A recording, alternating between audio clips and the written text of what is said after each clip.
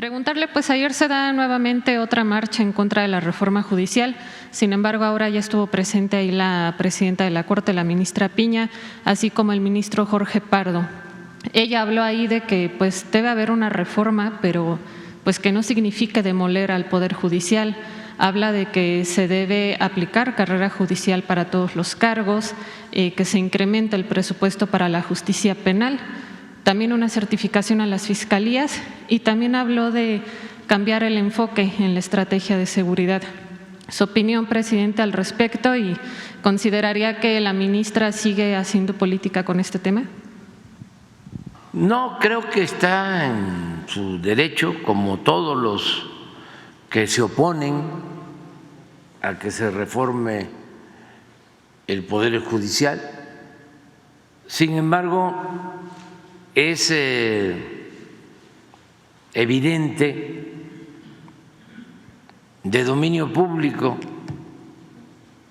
la mayoría de la gente lo sabe, que impera la corrupción en el Poder Judicial y que urge limpiarlo en beneficio de todos. Hasta de los empresarios, banqueros, de los extranjeros que tienen inversiones en México. Se requiere que haya legalidad, Estado de Derecho.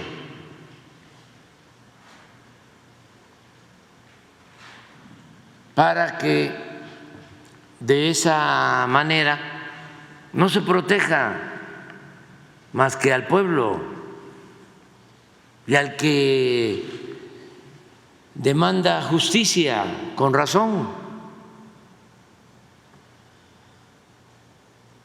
porque está podrido el Poder Judicial. Se avanzó limpiando el Poder Ejecutivo, imperaba en el Poder Ejecutivo la corrupción. Ya, miren, el Ejecutivo, que no les guste a nuestros adversarios, se acabaron los negocios ilícitos realizados al amparo del poder. Ya no se entregan obras a dueños de medios de comunicación, ya no se privatizan los reclusorios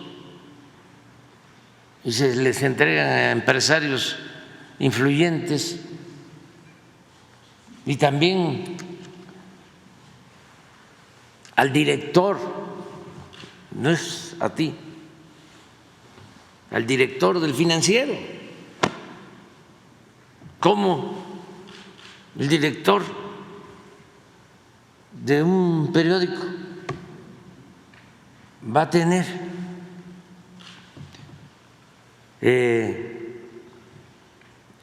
concesionado, privatizado un reclusorio?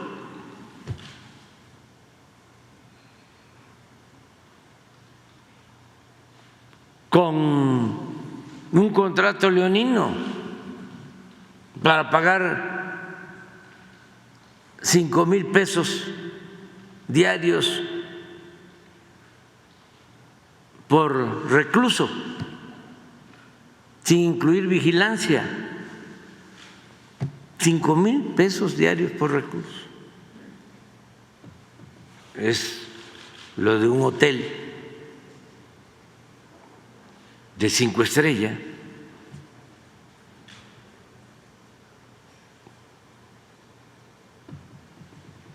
Entonces, ya hay que seguir limpiando todos estos medios, el Universal, el Financiero, otros no pagaban impuestos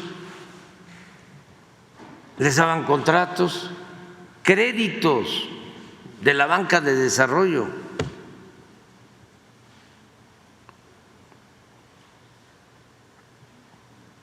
Y saqueaban al erario, un grupo.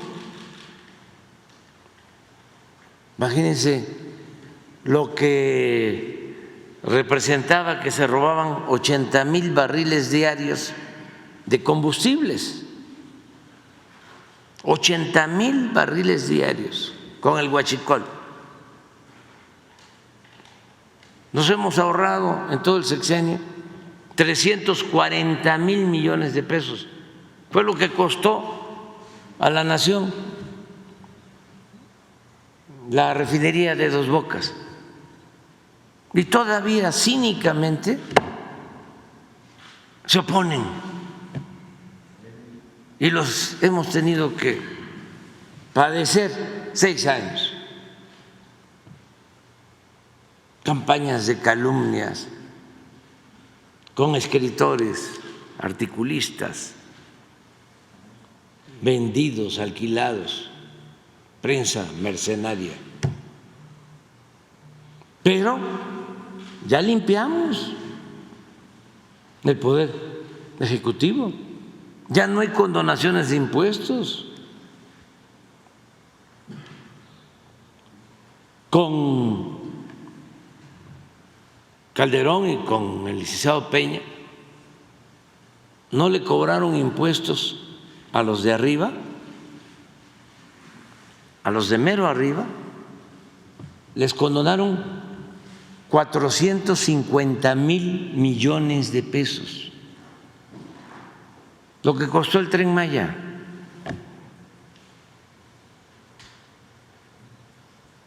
Entonces eso ya se terminó. Y hasta les tengo que reconocer, ayer hasta pedí en Bacalar un aplauso para ellos, para los grandes contribuyentes, porque ya todos entendieron de que antes como antes y ahora como ahora, o casi todos, porque todavía quedan ahí algunos.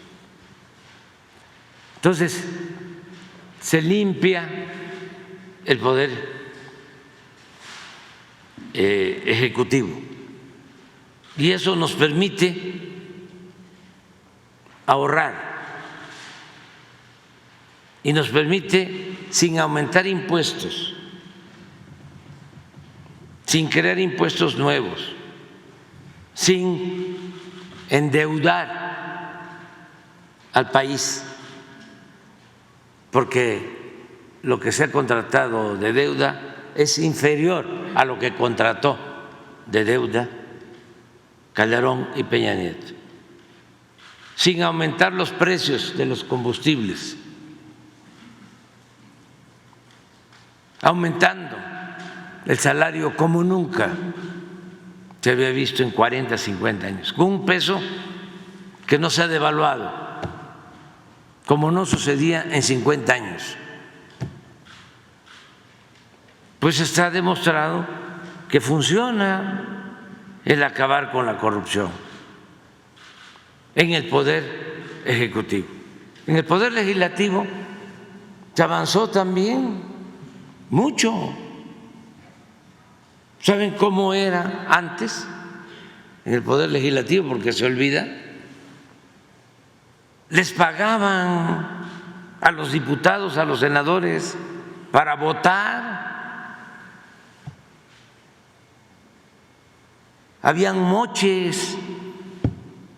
La llamada reforma energética está demostrado, hay pruebas, lo declaró el que se desempeñó como director de Pemex, de que le ordenaron entregar a legisladores para que votaran a favor de la reforma energética dinero. A todos, o a la mayoría, les asignaban un presupuesto. Imagínense, diputados, senadores con presupuesto, si esa no es su función, si por eso existe el Ejecutivo, que es el que ejerce el presupuesto y es el que ejecuta las obras. El Legislativo es para hacer las leyes. Pero para que aprobaran todo en beneficio de una minoría rapaz, todas las reformas que hicieron a la Constitución para quedarse con bienes del pueblo, con los bienes de la nación, les pagaban. Bueno, eso ya se terminó en el Poder Legislativo, tenemos que celebrarlo. Ya no hay moches, porque se le entregaba a cada diputado y luego se le entregaba a cada fracción, a cada partido. No olviden cuando Calderón, Carstens, una eminencia para los conservadores, obtuvo, era secretario de Hacienda, 3 años consecutivos la aprobación del presupuesto por unanimidad. Es decir, los 500 diputados, todos votaron a favor del presupuesto. 3 años consecutivos. Un mago,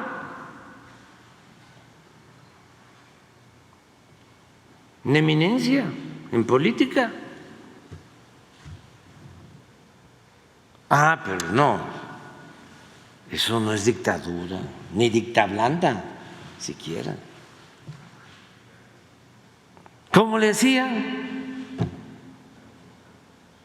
Maiciando a todos, los maiciaban. Bueno, eso ya no se da en el Poder Legislativo y eso ayuda mucho, porque cuando entregan así el presupuesto, lo reparten entre ellos, pues no le llega el presupuesto al pueblo, porque tampoco les interesaba que el presupuesto, que es dinero del pueblo, le llegara a la gente. El presupuesto lo usaban para eso, para cooptar, para comprar conciencias, lealtades, y así utilizar al gobierno como facilitador para entregar todo a la oligarquía corrupta, entregar los bienes del pueblo, de la nación, el petróleo, las minas, los ferrocarriles, bueno, decía yo, hasta los reclusorios, a una minoría. Entonces se avanzó en la Cámara de Diputados, en la Cámara de Senadores. Ellos se redujeron los sueldos, los diputados, los senadores. Aquí, desde luego, en el Ejecutivo, yo gano menos de la mitad de lo que ganaba el presidente Peña.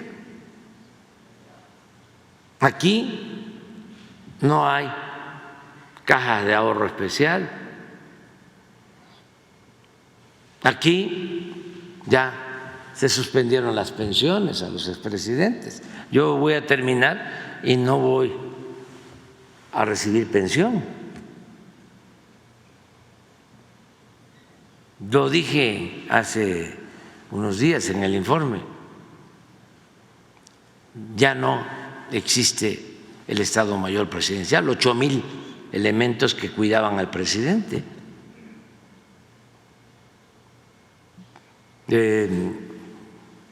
datos duros. Cuando llegamos, la presidencia ejercía 3.600 millones de pesos. El año pasado, 600 millones, 6 veces menos. Entonces, con los ahorros, no permitiendo la corrupción, se ha logrado apoyar al pueblo. No es poca cosa reducir la pobreza, reducir la desigualdad después de la pandemia que tanto dolor causó, ni que nos tumbó la economía. Pero el Poder Judicial sigue intacto, igual. Poder Ejecutivo reformado, Poder Legislativo reformado, Poder Judicial igual que siempre, porque era como un enigma el Poder Judicial. Nadie sabía nada, al grado que hasta la misma presidenta ayer reconoce que el 50% de los 40,000 trabajadores del Poder Judicial, no fue el 50, creo que el 40%, dijo 45%, son familiares. Pues es el poder de la familia, ¿no? Es el DIF. El nepotismo a todo lo que da. Es un poder en donde la mitad de los que trabajan son familiares.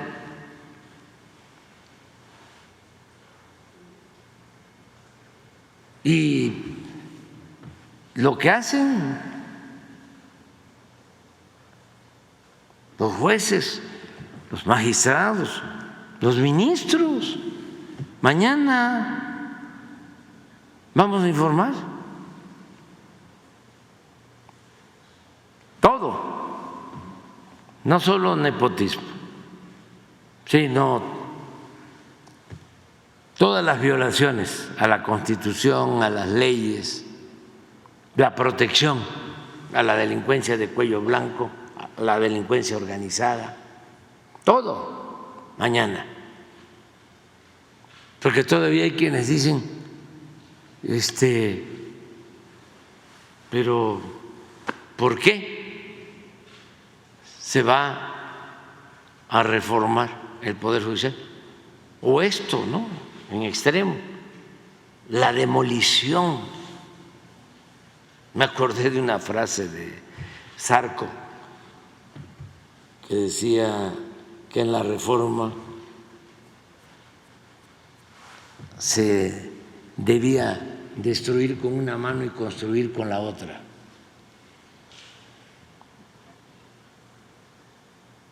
De Francisco Zarco. Sí, claro. ¿Y quién construye lo nuevo? ¿Con quién hay una reforma? ¿Con quién se purifica la vida pública? Con el pueblo. Y eso es democracia. Si algo está podrido, si algo está decadente, ¿con quién se puede lograr la transformación, la reforma, la purificación de la vida pública? Con la participación de la gente, con el pueblo. El método democrático es lo mejor que hay.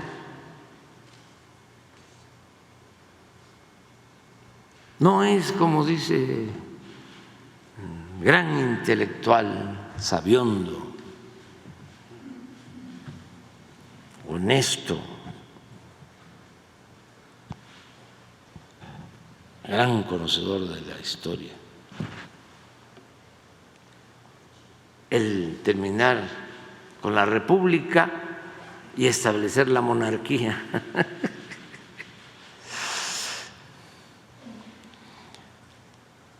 O terminar con la república y establecer, imponer la dictadura.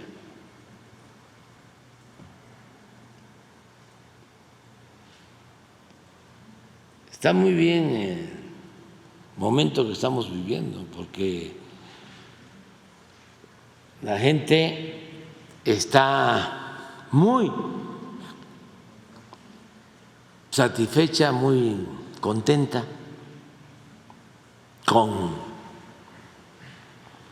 su participación.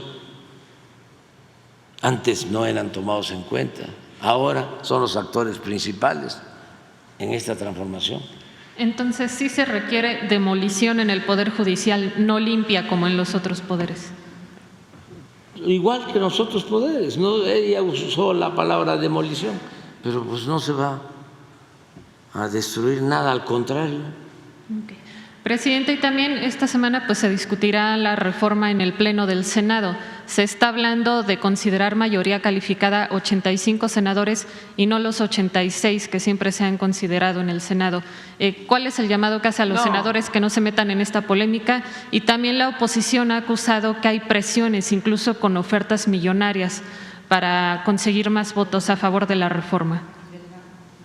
Pues sobre eso no opino, porque eso corresponde al Congreso, que ellos definan cuántos senadores se requieren para tener mayoría calificada y que proceda la reforma constitucional. Se sabe, se establece en la Constitución que para reformarse la Constitución se necesita mayoría calificada. Por eso fue muy importante la elección de hace 3 meses, porque como el Poder Judicial se dedicaba a obstaculizar el desarrollo del país, afectar al pueblo, proteger a los potentados. Acuérdense de un juez que otorgó un amparo a una empresa extranjera para que la Comisión Federal de Electricidad no generara energía eléctrica y no se bajaran los precios de la energía eléctrica, es decir, que se cobrara más por la luz, y el juez salió a defender a la empresa extranjera. Gómez Fierro, sí. Ya les platiqué lo que hizo otro juez, no sé si el mismo, cuando se inundó Tabasco y sacamos un decreto para que no se acumulara tanta agua en la presa Peñitas, en el vaso de la presa. ¿Por qué se acumulaba tanta agua en el embalse? Porque no turbinaban. Entonces no dejaban pasar agua, no turbinaban para no generar energía eléctrica, porque le competían a las empresas privadas. Y como la hidroeléctrica de Peñitas y otras son públicas, les daban preferencia a las privadas y por eso tenían llenos los embalses. En los tiempos de lluvia, con huracanes, había que soltar el agua y se inundaba toda la planicie. Así inundaban Tabasco.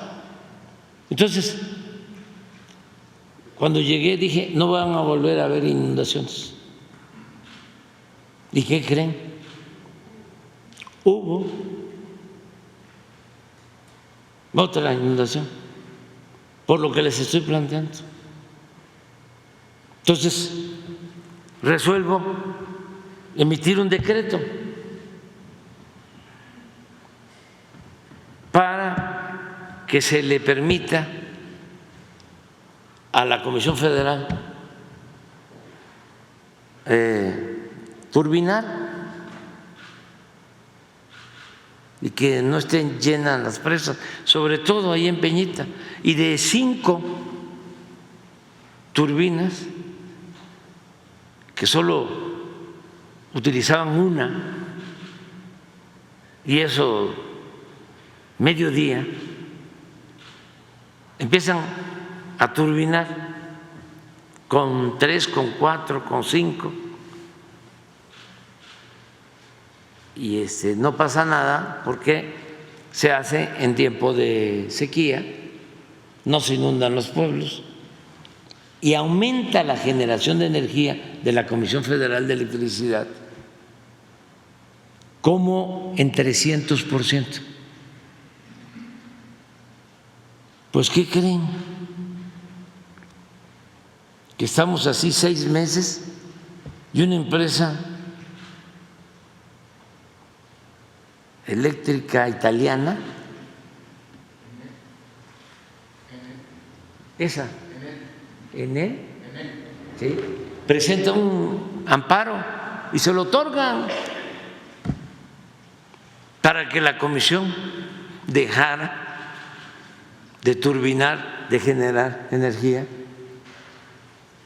porque querían ellos tener el control del mercado eléctrico, sin importar el daño causado al consumidor por precios altos y a la gente de Tabasco que se inundaba.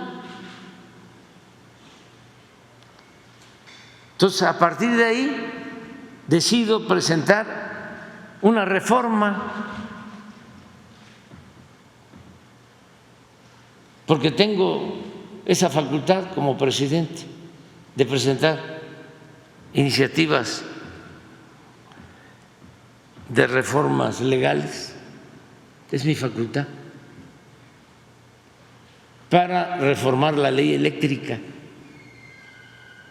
Se aprueba en el Congreso y los conservadores corruptos presentan a la Corte un recurso de inconstitucionalidad. ¿Y saben? Aprobada la ley eléctrica,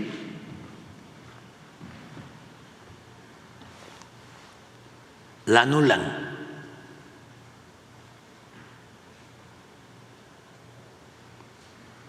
Pues entonces, ¿qué queda?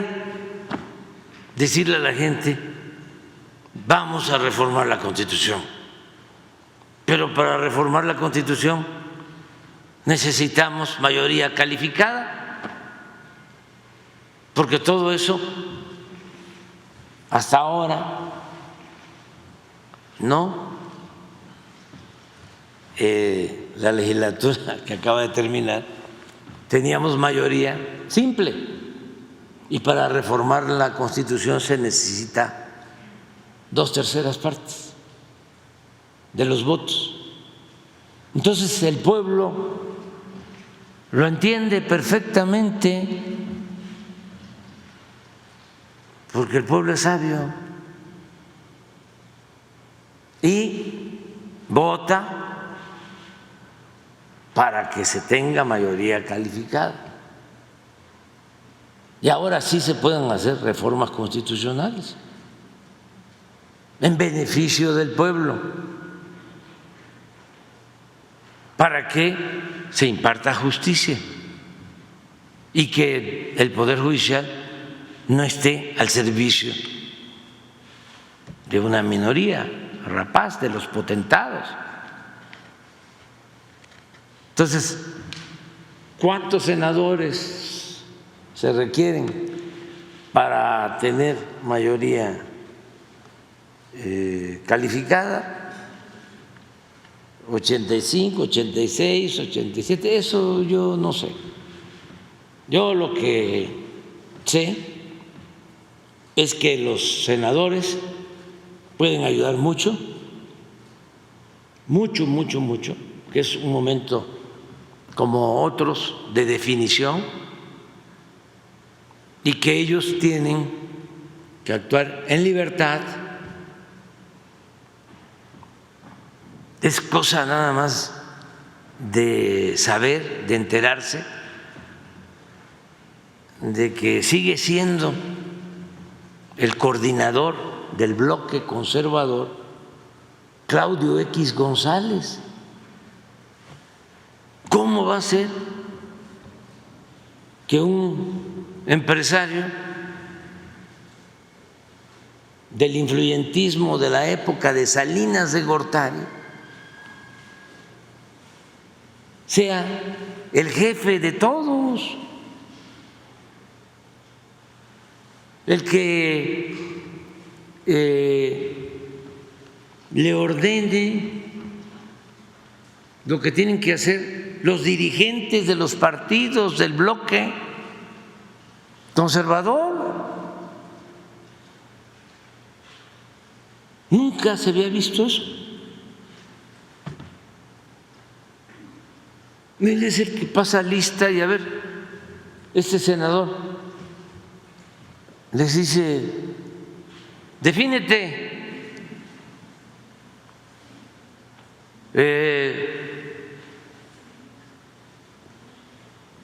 ya tenemos, ahí va contando, 30 definidos, ya subió a 37, ya hay 40. Y ahí va. Y luego una senadora del bloque que dice, al que vote en contra, lo vamos a linchar. Fíjense eso. Les salió lo autoritario. No me equivoco. Claro que todos cometemos errores, no somos perfectos, solo el Creador es perfecto. La naturaleza, podrán decir otros, la ciencia, pero uno pues comete errores. La política no es ciencia exacta, es de aproximación. Pero cuando hablo de que los conservadores tienen 3 características, en eso no me equivoco, no me he equivocado todavía. Una, que son muy hipócritas. Su verdadera doctrina es la hipocresía. Doble discurso, doble moral, siempre. 2, son muy corruptos, muy ambiciosos. Su Dios es el dinero, como decía el cura Hidalgo, el padre de nuestra patria, de los oligarcas. Le brillan sus ojitos por el dinero, son ambiciosísimos por el dinero.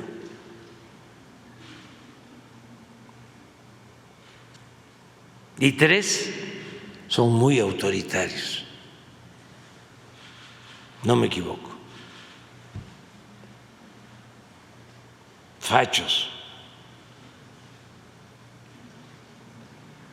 Entonces, ojalá y cada quien decida libremente, con información suficiente. Tenías ahí lo de... Sí, del nepotismo del Poder Judicial. Pero ¿quién? Es una investigación que entregaron a la Judicatura Federal. A ver. Hijos, papás, parejas, sobrinos, tíos, cuñados y hasta suegras de al menos 500 jueces y magistrados ocupan plazas en tribunales y juzgados de su adscripción o de otros.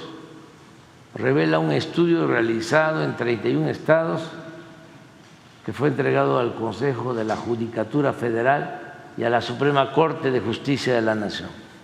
En el reporte se enlistan los datos de 112 jueces y magistrados que habrían utilizado sus facultades para conseguir empleo a su esposa o pareja, a 180 jueces o magistrados actuaron con influyentismo para conseguir empleo a sus hijos, 136 a sus hermanos y 27 a sus papás. El estudio revela que hay además otros 7.148 servidores públicos del Poder Judicial que comparten espacio laboral con sus parientes.